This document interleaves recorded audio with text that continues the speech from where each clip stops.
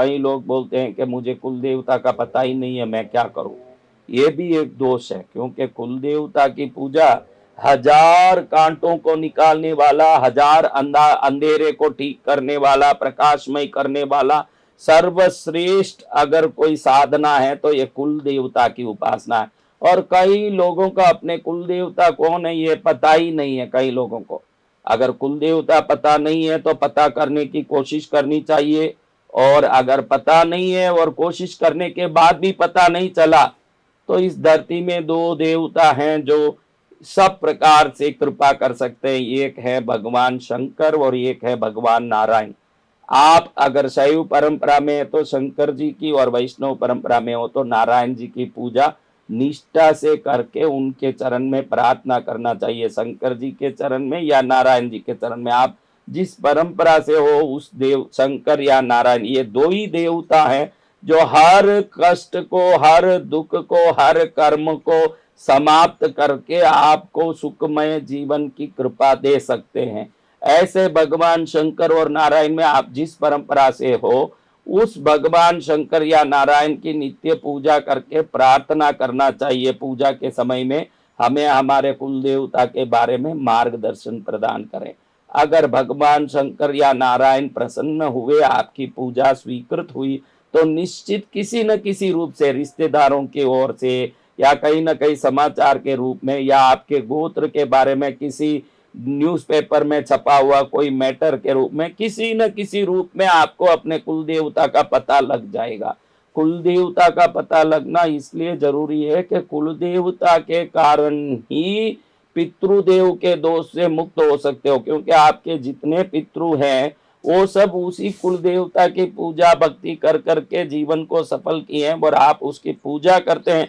ये मालूम पड़ते ही आधा तो दोष आपका उनकी खुशी से समाप्त हो जाता है, और बाकी आधा दोष कुल देवता की पूजा करते करते भी समाप्त हो सकता है। इसलिए घर घर में कुल देवता की पूजा अत्यंत अनिवार्य है, और कुल देवता जो नहीं जानते हैं वो भगवान शंकर या नारायण की पूजा करके, प्रार्थना करके, अदृश्य आशीर्वाद की कृपा से कुल देवता का कृपा प्राप्त करना अनिवार्य है। और कुल देवता की कृपा होगी तो सभी देवताओं की कृपा निश्चित होगी, सब प्रकार से मंगल होगा। आज आप देख सकते हैं 40-40 वर्षों तक लोगों की शादी नहीं होती है। 40 वर्ष के हो गए, कंवारे बैठे हैं, लड़कियां कंवारी बैठी हुई है। वो कहते हैं कि हम काम काज में लगे हैं, पढ़ने में लगे हैं, ऑफिस में लगे हैं, तो हमारे लायक का वर या वधु नहीं मिलता। कारण ये सब नहीं है, कारण ये की है कि आपके घर में शुभ कार्य होने से कोई शक्ति रोक रही है। यही मुख्य कारण है। इन सभी दुखों से इलाज पानी हो तो आपको कुल देवता की सेवा करनी अनिवार्य है। ऐसे कुल देवता को प्रणाम करता हूँ, आप अपने कुल देवताओं को प्रणाम करो। आप, मैंने एक बार बताया भी है कि अगर आप कुल देवता को नहीं जानते हो तो एक चांदी के पत्रे में पंचकोणीय चांदी का पत्रा बनाइए घर की तरह। मैंने कई बार ये उपाय बताया और लाखों लोगों को इसका फायदा भी हुआ है। मैंने ये बताया है कि भाई आप एक पंचकोणीय चांदी का पत्रा बनाइए, जैसे मैंने बताया। देखिए, ऐसा एक चांदी का पत्रा बनाएं, ऐसा बनाना चाहिए, दिख रहा आपको? देखिए, ऐसा एक चांदी का पत्रा बनाना, ये घर जैसे बनता ऐसा ही चांदी का पत्रा बनना चाहिए। ऐसे इस चांदी के पत्रा में श्री कुल देवता, वो कोई भी हो, आपको उनकी अगर ज्ञान नहीं है, उनकी जानकारी नहीं है, तो ऐसा ही उसका शास्त्र में विधान है।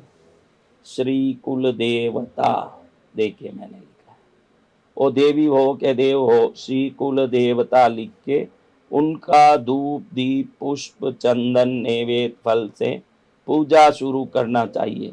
जब ये पूजा शुरू कर देते हैं तो वो देवता खुद ही है उससे आकर्षित होके, क्योंकि जैसे अपने माँ बाप की हम सेवा करते हैं, उनके नाम से नहीं करते, माँ बोलते हैं, पिताजी बोलते हैं, वैसे कुल देवता के नाम जानने की आपकी जरूरत नहीं। इसमें आप प्रार्थना करेंगे कि मेरे जो भी कुल देवता मेरे कुल के, वो इसमें आके स्थापित हो जाएं और मेरी पूजा स्वीकार करें।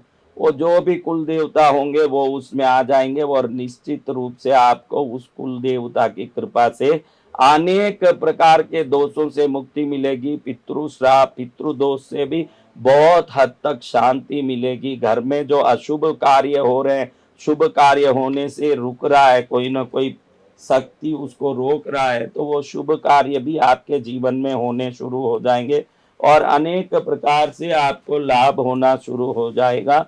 तो कुल देवता की पूजा जरूर है। और किसी घर में मेरी प्यारी माताओं, बहनों, भाइयों, आपके घर में कोई सदस्य पूजा करने से रोक रहा है, पूजा करने नहीं देता, मंदिर जाने नहीं देता, अच्छे काम करने नहीं देता, उससे झगड़ा करता है, तो समझना कि वो नास्तिक नहीं है, उसके पास कोई दोष है जो शुभ पुण्य आने से रोकने के लिए उसको इस प्रकार से प्रवृत्ति करने दे रहा है और आपके घर में शुभ पूजा भक्ति होने से उसको रोकता है। आपको किसी भी प्रकार से दृश्य अदृश्य रूप से भक्ति करके उस दोष की मुक्ति का प्रयत्न करना चाहिए, वरना तो परेशानी निरंतर रहेगी और वो परेशानी आपके जीवन को परेशान कर देगी।